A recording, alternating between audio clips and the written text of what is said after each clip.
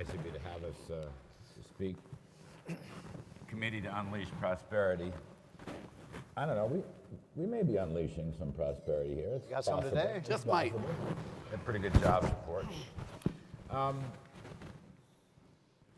Steve Moore, sort of quick introduction. My brother, my colleague, my friend, best man at his wedding, and just kind of been quarterbacking us in Washington, getting us to move, and our committee to Unleash Prosperity will grow, and by the way, he's one of the greatest fundraisers I've ever seen. A shakedown artist, we got to put that to work. We just have to put that to good work. Steve is Heritage, Freedom Works, CNN. Somebody's got to do it. Fake news. Fake news. He fights the fake news, and a dear, dear friend. So, Steve Forbes.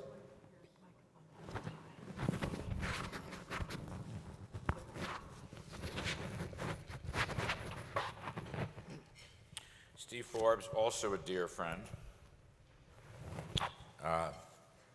Chairman of Forbes Media, is that right?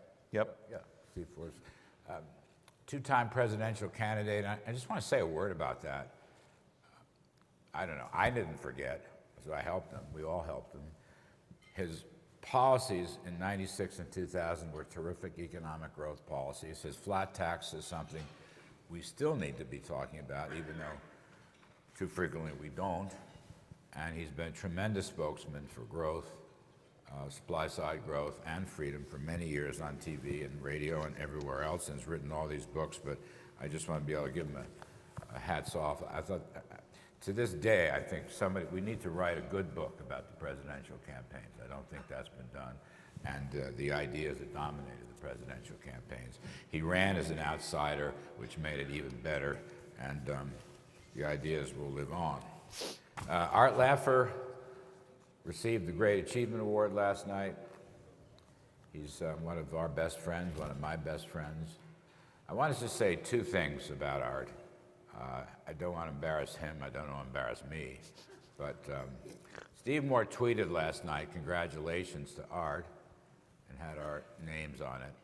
And I tweeted back that, of course, I agreed with Steve's congratulations, but I think one thing we all need to do in the next few years is exercise whatever influence, connections, discussions. Art Laffer deserves a Presidential Medal of Freedom. That's what I want. And we all need to work on that. We're going to work on that. By the way, Larry, not only the Medal of Freedom, but someday the troglodytes in the Nordic countries will get around to giving him the Nobel Prize for Economics. Yeah, I know. Love you. You're dead right. I also want to say personally, somebody mentioned last night that you can't separate the man and his profession. But actually, I just want to try that for a moment or two before we dig into tax reform and all the rest.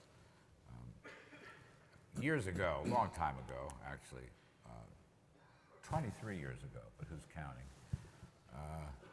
I was graduating from a drug rehabilitation center in northern Minnesota, where I had spent 5 months as my life had crashed and burned as a hopeless and chronic alcohol and drug abuser.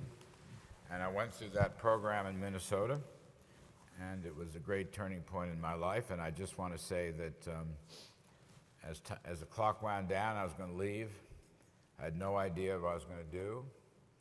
I had been a fairly successful Wall Street guy and had worked for Reagan before that. And I just want to say at that point in time, I had one job offer. One job offer. And that was from Art Laffer, who insisted on me and my wife, Judy, my saintly wife, Judy, to come out in San Diego and stay with him, be with him, and work for him. And to this day, I will say it was a major turning point in my life. Art's heart and sympathy and friendship and mentoring has been one of the basic key foundations of the recovery of the Kudlow family. And I just want to say that because they may not know the story.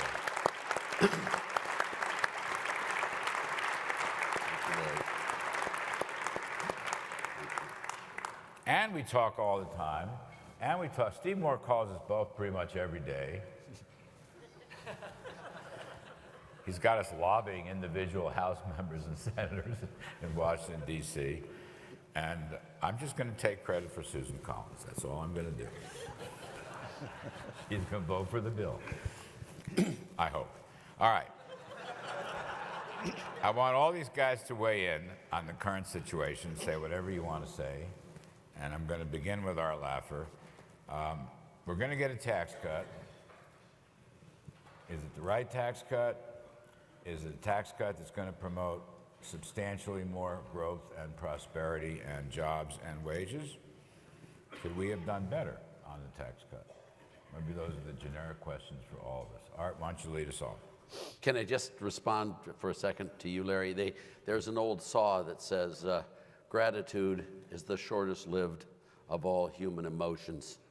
In Larry Kudlow's case, that is not true. Larry, you've been so wonderful in that. I mean, I'm very glad I was able to help, but I brought you in because I love you and because I really think you're a damn good economist as well. Just that's, but thank you for your comments, Larry. And I think we have about the best bill we could possibly have at this time in the U.S. In 1981, income tax rates were really high, and that's the time we addressed our actions towards reducing income tax rates. We moved the brackets way out. We got the highest unearned income tax rate from 70% down to 50%. That carried with it the capital gains tax rate, which dropped from 28% to 20%. That was the 81 tax bill, which was phased in, unfortunately. But today, I think the key is the corporate tax rate, Larry. Yeah. And, you know, the U.S. has the highest corporate tax rate in the OECD. We're the only country that has a global tax. All the rest in the OECD have territorial. And that's what this bill focuses on. And I couldn't honestly be happier with this bill if I had to.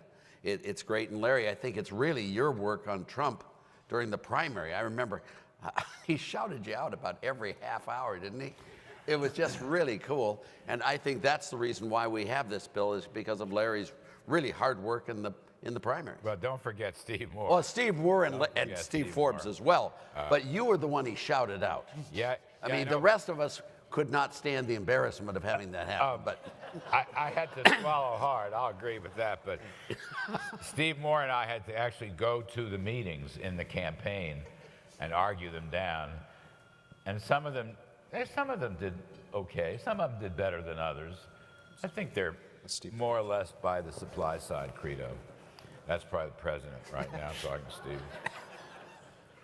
But anyway, you're too kind. It's Susan Collins.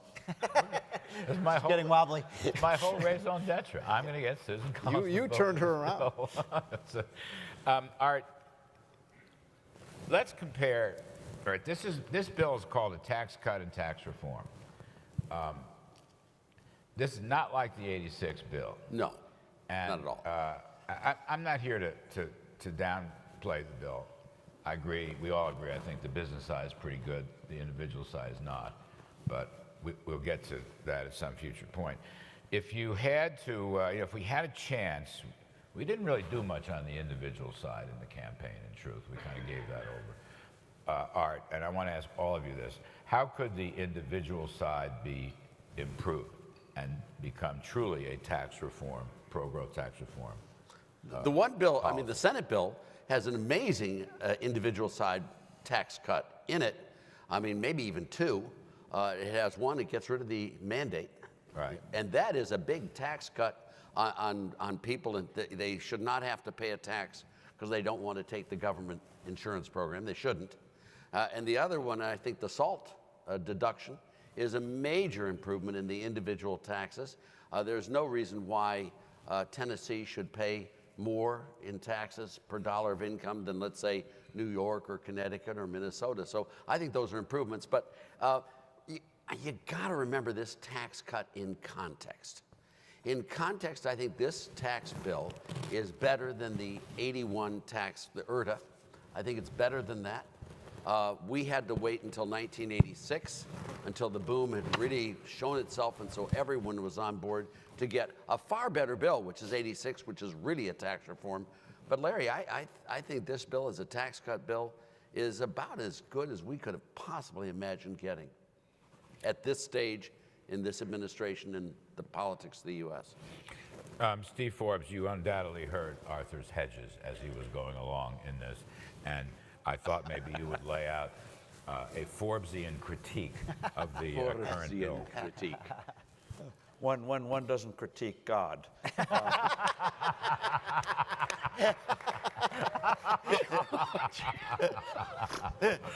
That's really good. Looking for the lightning up there. Not only that, they're changing the Lord's Prayer on us as we sit here. Anyway, please give us a Forbesian critique of this story. Well, on the business side, getting that rate down to 20 is good because that puts them in a mind to getting the personal rates down to 20 in the teens, i.e. a flat tax.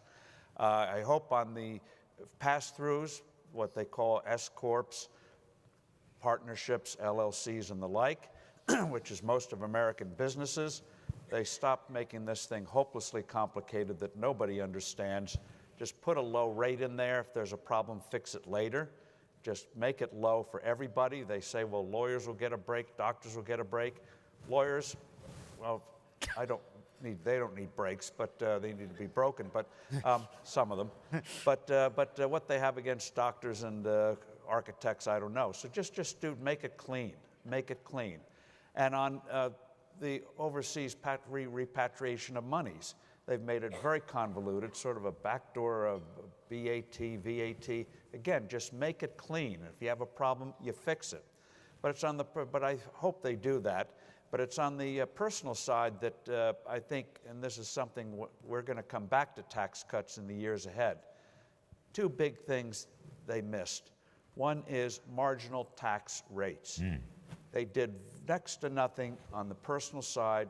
Reagan understood, John Kennedy understood, Jack Kemp understood, Art taught them that. Didn't teach Kennedy, but Kennedy must have consulted God. What would Art Laffer tell me? In terms of what they understood is the key thing on an effective tax reform, tax cut, underline that word cut, is the tax you pay on the additional dollar of income, what economists call with their usual poetry, marginal income tax rate. If you reduce the so-called marginal rate, so each dollar you earn, you pay a lower rate, that revs up the economy. That's what they did in 81, it's what they did in 86, it's what other countries did in emulation of us, and they didn't do that on the personal side. They did a little bit, but on the House side, they have this donut of 46%. They lost sight of what makes an effective tax bill. And so whether they can do a little more in conference to get those rates down, take SALT. I don't mind doing away with SALT, but I like it accompanied, as they did in 86, slashing tax rates. So you don't get this thing of who's win, who's loses.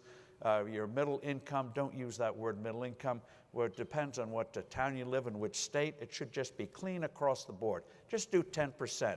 And if the CBO complains, the Congressional Budget Office, which they worship like the Vestal Virgins were in Rome, without the attraction, the future you'll learn more from your daily horoscope than you will from the Congressional Budget Office with their make-believe numbers.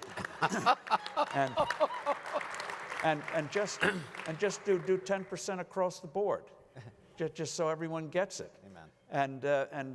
But they didn't do that. And the other big thing they missed is capital gains. Not once was it mentioned as a serious possibility. And I understand, we don't want to be accused of helping the rich. I think we should have all learned long ago, you get up in the morning, you'll be accused of helping the rich. So get over it. The key thing the American people are interested in, do you have a vibrant economy? They don't care if Bill Gates does well. They want to know that I or my family has a chance to do. I like rich people. Well, rich people, by the way, and we got to get over that defensiveness, so-called rich people, one, they keep changing, as you see on our list. But the other thing is, that's where you get the capital for investment. And they overlook that. So on capital gains, it's a twofer. Those who are obsessed with CBO, pay-fors, you get immediate revenue every time, immediate revenue. And you get more investment because you're lowering a barrier to investment. So they won't do it this time, but they should have knocked that down to 15 or 10%. The more Schumer howled, Senator Schumer and Nancy Pelosi, the more you knew you were doing something right. And so go with it. So it's on the personal side, very complicated, very disappointment, and I think unnecessary political price to pay. They could have done a clean and not get in all these thickets. I want to just add to that, the capital gains thing. There is a backdoor capital gains tax hike. Yes, it's And called we've written FIFO. about it. I've been yelling It's and not ranting. a poodle, FIFO.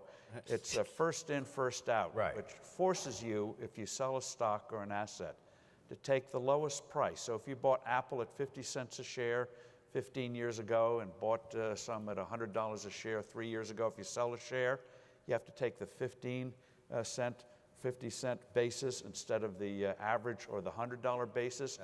It's a backdoor tax increase. For individuals. For individuals. And combined with doing away with SALT. Mutual funds got a carve out because they have a very well-heeled lobbying group, right? But individuals are going to be stuck with this thing. And the estimates from the Joint Tax Committee, $2.5 billion is what they're estimating, which is a rounding error, but it's going to cost a lot of people a lot of money. We're going to write about this for this? Yeah, this is our column this week. Yeah, this is good. And so that's very important. All right, Steve Moore, tell us general thoughts, and also tell us what you think is going to happen in the next couple weeks. So first of all, what a thrill this is for me to be with these three gentlemen. Fred Barnes, our good friend at the Weekly Standard, wrote a little column about the work that we've done on the tax bill this year, and he had this line. He said, "These four are the supply side Beatles," and that's John, that's Paul, that's George, and I get to be Ringo. I bang the drums. So I'm glad you made it clear it was musicians, not insects. But it is. But on a serious note, I mean, it was the Laffer curve that really set the stage for this whole tax bill. It was the flat tax that, what was it, 20 years ago now, Steve, that you remember? Before you were born. 20 years ago, this guy ran on the flat tax. Wasn't that one of the great presidential campaigns of all time? I mean, you changed the world with that campaign.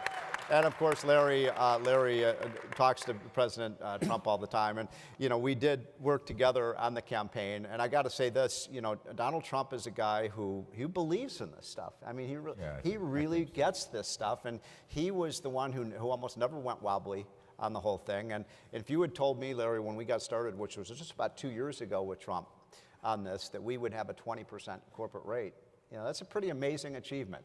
So I'm really proud of that.